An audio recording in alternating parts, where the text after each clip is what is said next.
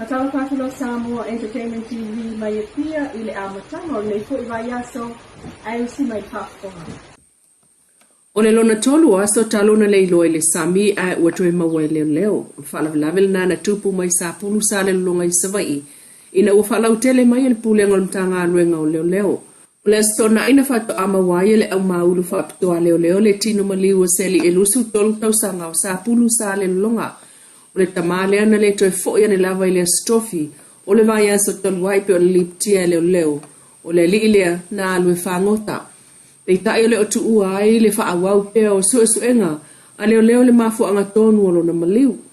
O whautua ina fo mtanga runga o leo le atunuu, i tu langa suisuia i mai o le tau, ma le lolo wao o ngā sami e tau fia lole o i whangongota, ai o lo o momori atuai, wha mai senga mo wha mawhan whananga i ainga loto whaavau. O mai ai o na teo le atali i sulua tausanga i ato V.O. Junior Toma o le palisi, i le aso tōna i lea na te anei. O le tamatala vau lea na a fialo na soifua i sa wanga i tutonu o lona lava ainga. Na so o lava maliu o whanau la i til masina taruai o te sema. A fua mai sa wanga i tutonu o la atau lava ainga mai matua, peitai. O le maliu leo le atali i parisi o mōli a i leo le tamao le ainga al fasio tangata. E pe on whailo mai le whiunga le komsina o ntanga runga o leo. Usunga awa pa aulo ngoi tino Filipo, o le tātou whatalo noanga le masina taruai. Ai olo whamanatu mai pēa e le tō manga mo e popo ngā tia, le SVSG Samoa Victim Support Group, i lo tātou atunuu, le leina fsosoani so staini lava wa e le mautonu ai pē te fiatala no fo i maftianga, mo se tō manga o langona, ma le loto e vala au i le valu se lau, fitu valu, fitu wha.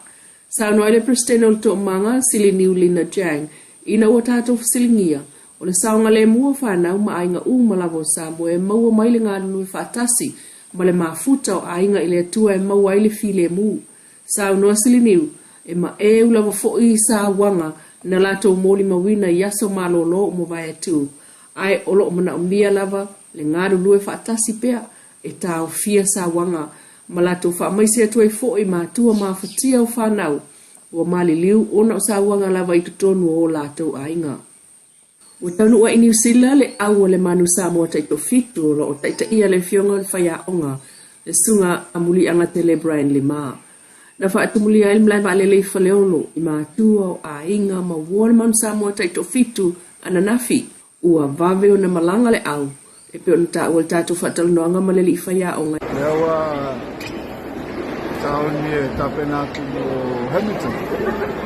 Kasi lalva ya sore famu ate e chola o pinga o kilani ya fai foi da ia o talonga manisila mai rani ya le fai famu no trip ya ole la columna la leona quando foi ona malang le foi ko kilo mai mai o le ave a toda squadra ya fai ona mo se tai di expose tutto quello che mata allo e dunque le si devono e ha fatto tutte le pool of players no offensive così tough competition e ma mia vai mata allo non lo mata na la via poi si sorta nel famo morna era tu non mi asso E kia kamai ele wai malanga patasima. E do si fare aulo ando e ha fatto a pitita to au Filippo to au Mohamed. E pe au mala fa mo wela munisina mai ran. E la stoi. E ta pitele ka to au Mohamed ta au next week. Peta ia na ta longa le vai so nei ma le au New Zealand ma ai lani i le Australian foto apiki ai loa le o le au. Ma le taimi nei o ave ato lava le au mo fa mo o le vai le o fitu Hamilton e Vili ai le au le manu Samoa taito fitu e pe on sa non fa ya onga. O le awa Samoa taito fitu lean siampini mai le vai i Afrika. Mai la vai ta alongan tau tino le sui o le pulengo le au soka i lalo le sulfitu a Samoa. E le o ta fafao i fiti. E le ai, ina ua tato fsilingia le sunga moangu ti ala vina siemu.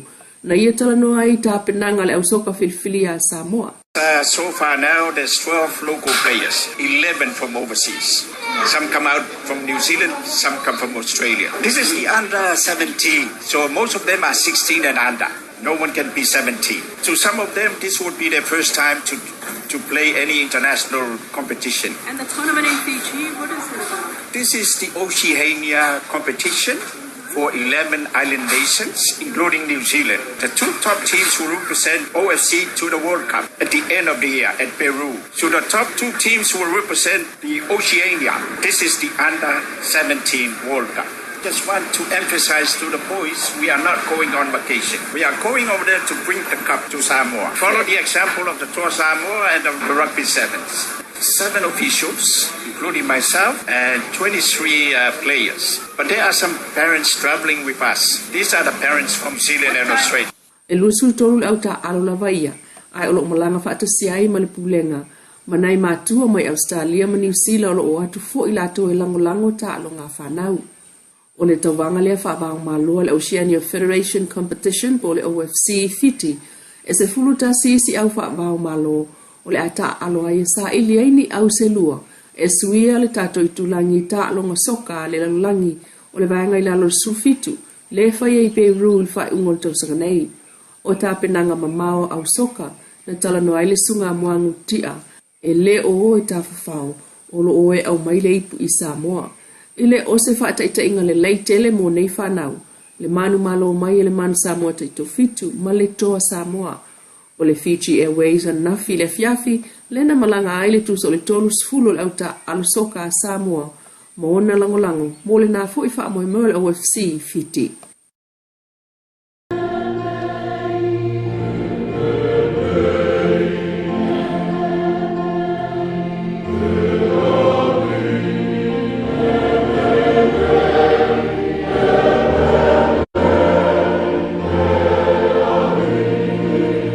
O le lima so mua o le vai a sole nei, mo ana pongi mtal sanga, mai ua toe amatali ai fo i mga ruenga whaawang o mtanga ruenga le malo e pe ona masani mai ai. O le ana pongi usilia mal tolu sultau sanga talo na mulmulta i e whai ngā malo e pe ona whaawai mai ai, e le HRPP mo o mai ai ina whaawau, e le malo o iei nei, le whaatua e le atua Samoa o tasi.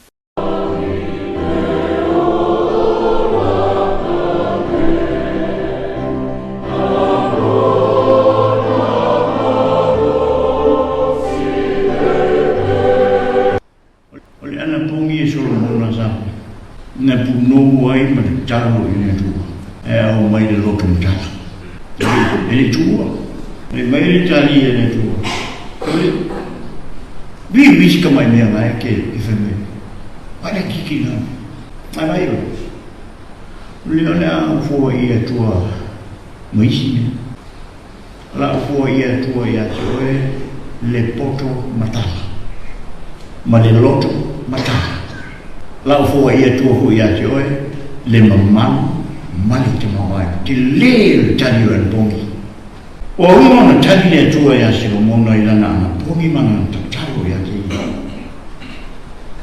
O na hao mani leo le tua. So na mona, ia e sa vali o wala. Ma tausi, au tu la fonu, ma uporo inga, a peo sa vali e o tu maho tavita. O tato wana pongi hulu nasa mo. Tato wana pongi. O le mawhai. O tato mawhai. O mea e whai tāi. O wangi mtanati. E le isi mea e whai tāi. Manuia o tua mai. Tu mea le whanga manche. Manuia lama o sua ma mea ma tinata. Ela suma chupa mani. A pineta sui fonftai. A le hoi le tēwe tua mai ma. O tō tāi o pāmeni.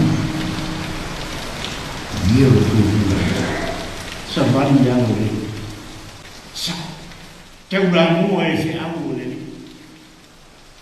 Ia whai mamoa mua whiti o le lei. Male ame o tonu ia tātou whai. O le aunga mal wha moe ia sao mauli le nei tau sanga ngalue. Ai o le sao ngale mua Samoa mai ni tulanga loula wa o le tau. E pe on tātou iai le vai tau o wha. O le sauninga mai le maunga o vaia na awai sunga i whawhengainga, whono e kālesia so o whaatasi i Samoa. Whaapela na whionga i le amo manu le malo, tui maleli i whano so alau Vili Lua, malana masiofo, sui o le whono sritofia, na mōri maul whaamawino le vaia so tāl sanga ma anapongi mo le neito sanga fō wāmata, mai na whai le sauninga whaaptua le mauta talo o le malo o le maunga o vaia na nafi. Oh,